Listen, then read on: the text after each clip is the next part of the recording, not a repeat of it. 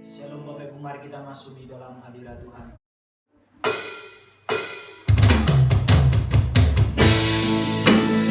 Terima kasih Tuhan Yesus. Kami mau mengakhiri bangsa-Mu, puji penyembah Bapa-Mu.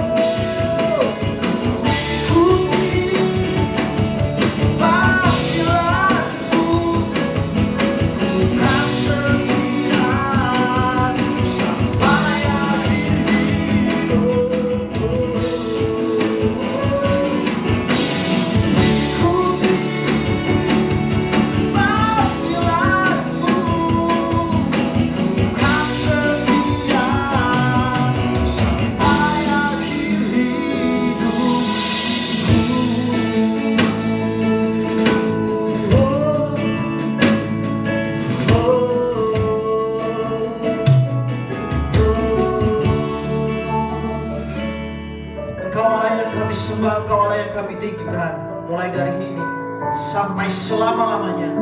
Engkau saja yang layak kami sembah. Haleluya, haleluya. Amin.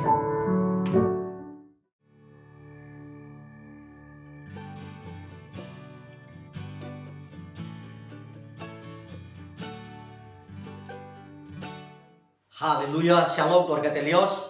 Sukacita Tuhan kiranya menaungi kita, melingkupi hati kita, sehingga sekalipun kita harus menghadapi masa-masa sulit, kita tetap berkata Tuhan Yesus baik. Kita tetap berkata Yesus ajaib, karena Dia Tuhan yang tidak pernah meninggalkan kita. Saudaraku, tema kita bulan ini tanpa terasa kita masuk di bulan Mei adalah tentang kebangkitan roh, kebangkitan rohani. Biarlah hari-hari ini hidup kita semakin dipenuhi dengan kasih Tuhan, hadirat Tuhan, sehingga sekalipun kita harus menghadapi masa-masa sulit, kita tetap melihat kebaikan Tuhan, melihat mujizat Tuhan, dan melihat pertolongannya. Saudaraku, tema tentang kebangkitan rohani saya akan lebih fokuskan kepada satu kata, yaitu penuh iman dan Roh Kudus. Sekali lagi, penuh iman dan Roh Kudus. Saya akan ambil di dalam nats firman Tuhan, Kisah Para Rasul 6 ayat yang kelima. Kisah Rasul 6 ayat 5. Demikian firman Tuhan. Usul itu diterima baik oleh seluruh jemaat. Lalu mereka memilih Stefanus, seorang yang penuh iman dan Roh Kudus, dan Filipus, Prokorus, Nikanor, Timon, Parmenas, dan Nikolaus, seorang penganut agama Yahudi dari Antioquia. Saudaraku, kisah ini adalah satu kali gereja mula-mula yang dipimpin oleh para rasul murid Yesus mengalami persoalan hebat karena terjadi multiplikasi, pelipat gandaan jemaat yang sangat besar. Nah, ketika pelayanan makin besar, jemaat makin besar, ada satu masalah yang terabaikan, yaitu pelayanan diakonia.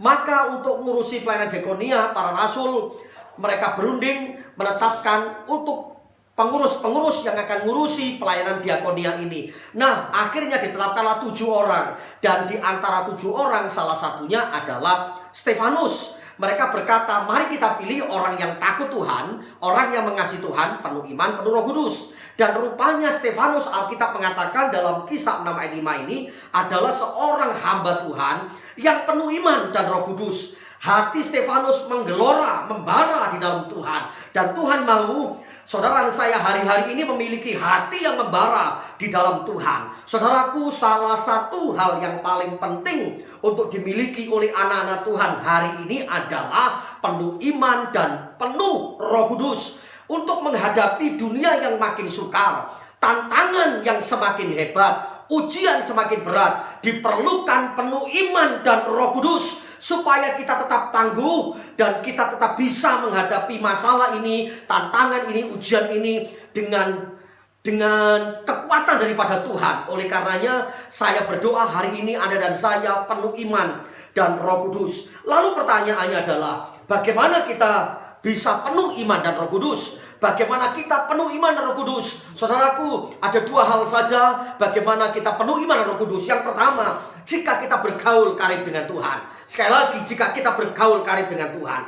Bergaul karib dengan Tuhan artinya setiap hari kesukaan kita adalah firman Tuhan. Orang yang kesukaannya firman Tuhan, dia akan disanggupkan, dimampukan untuk mengatasi persoalan karena dia melekat di dalam firman Tuhan. Orang yang bergaul dengan Tuhan, itu hatinya terus melekat dengan Roh Kudus. Oleh karenanya orang yang bergaul dengan Tuhan, orang yang melekat dengan Roh Kudus, dipimpin oleh Roh Kudus, maka pasti dia penuh iman, penuh Roh Kudus. Tiap hari diurapi Tuhan, tiap hari Roh Tuhan bekerja dalam hidupnya. Oleh karenanya bagaimana Anda dan saya penuh Roh Kudus? Yaitu jika kita bergaul karib dengan Tuhan. Maka saya ingin bertanya, sejauh mana hubunganmu dengan Tuhan? Sejauh mana hatimu melekat dengan Tuhan?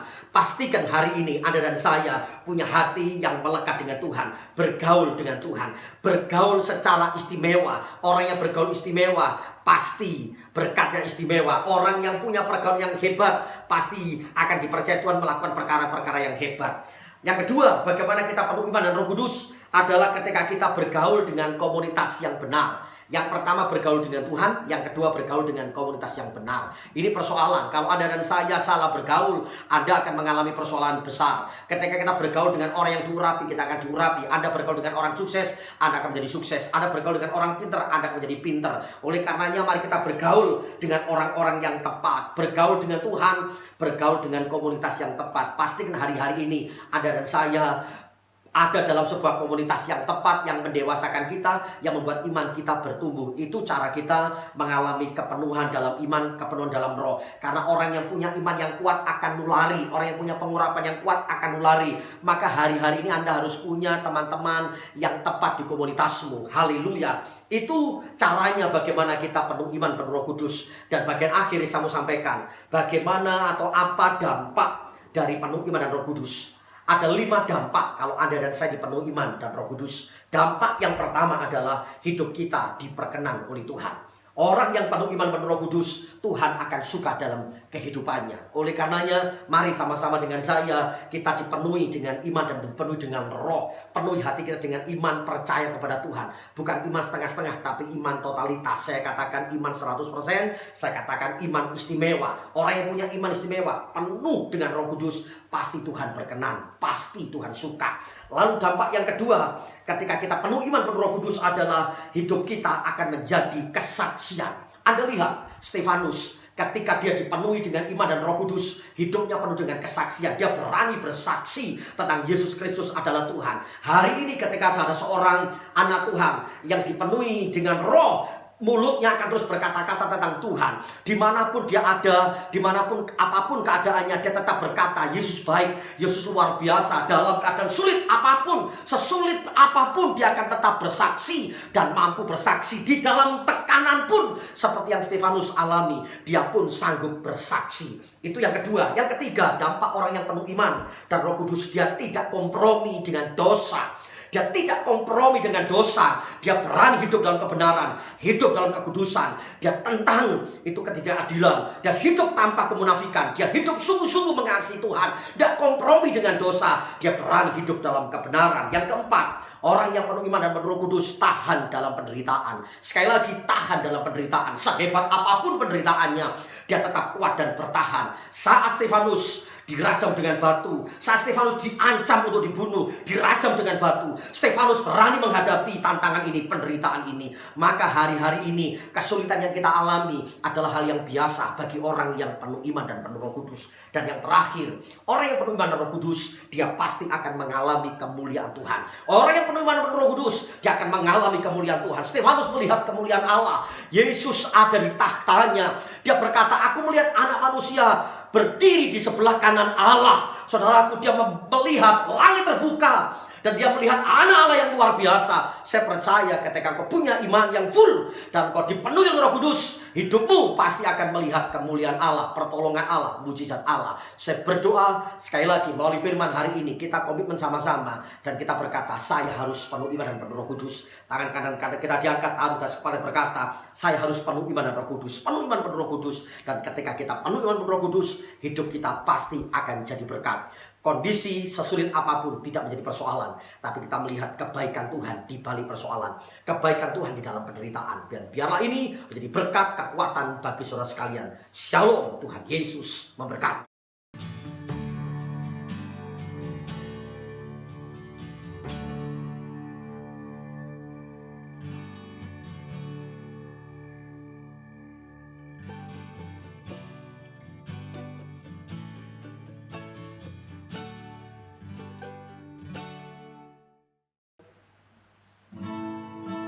Sungguh besar kasih Tuhan Yesus buat hidup kita sekalian. Haleluya. Sungguh besar pengorbananmu bagiku, terlalu dalam untuk dimengerti. Sungguh besar,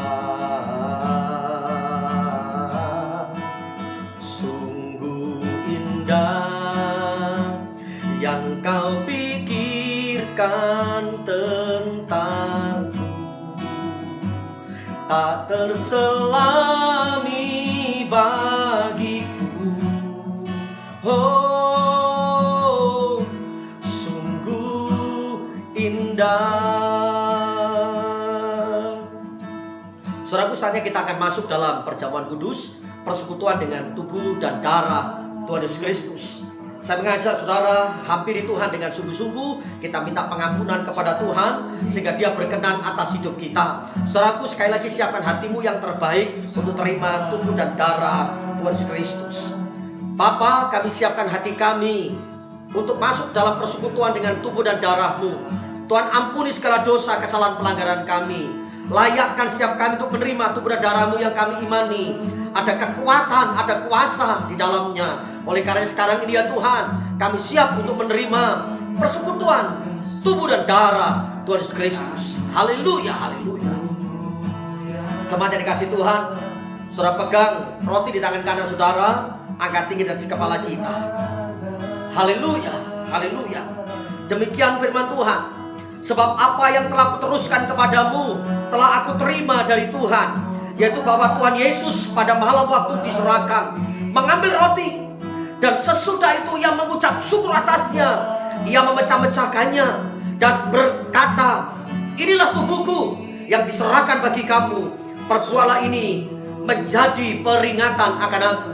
Mari dengan iman kita makan tubuh Tuhan Yesus Kristus dalam nama Tuhan Yesus. Haleluya.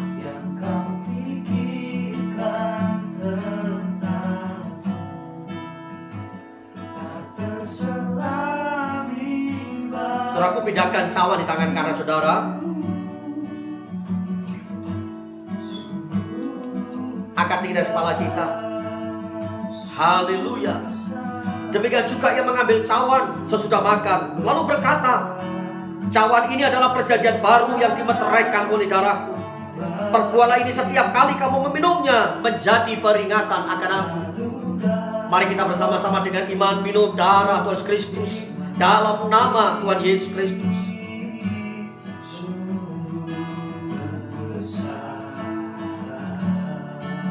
Mari kita datang mengangkat dua tangan. Kita bersyukur buat kasih Tuhan. Haleluya. Haleluya. Terima kasih Tuhan buat pengorbananmu.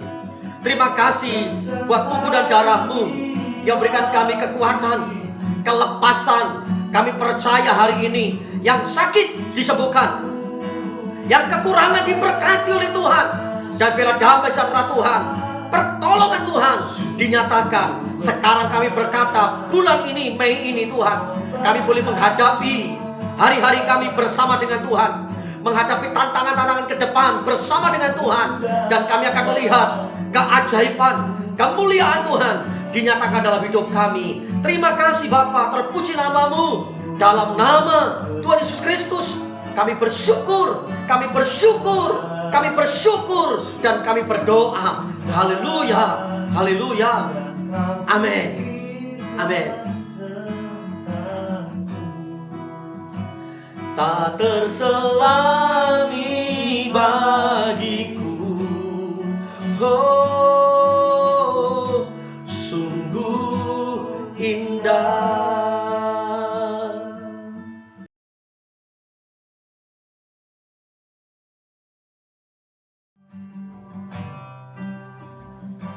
Saudaraku, kita siapkan hati kita untuk menerima doa berkat. Buka hati saudara. Haleluya. Kiranya Engkau memberkati aku berlimpah-limpah dan memperluas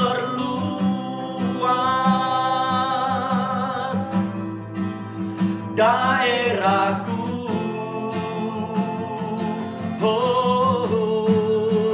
Dan kiranya tangan-Mu menyertai aku dan melindungi aku daripada malapetaka, sehingga kesakitan tidak menimpa aku. Saudaraku, diberkatilah hidupmu, diberkatilah rumah tanggamu, diberkatilah studimu, diberkatilah lumbung-lumbungmu. Engkau semakin naik tidak turun, engkau menjadi kepala bukannya ekor. Hari ini Tuhan menghadapkan wajahnya kepadamu, memberikan engkau sukacita, damai sejahtera. Dan biarlah hidupmu makin mantap, makin naik, makin kuat, makin istimewa, makin diperkenan, dan makin diberkati Tuhan. Sekarang terimalah anugerah dan damai sejahtera dari Allah Bapa, cinta kasih karunia dari Tuhan Yesus Kristus, persekutuan, penghiburan, kekuatan dari Allah Roh Kudus menyertai memberkati saudara sekalian dari sekarang ini sampai Maranatha. Tuhan Yesus datang kali yang kedua, mengangkat kita dalam awan kemuliaannya. Kita yang percaya dan mengasihi Tuhan sama-sama berkata, amin, amin. Tuhan Yesus memberkati.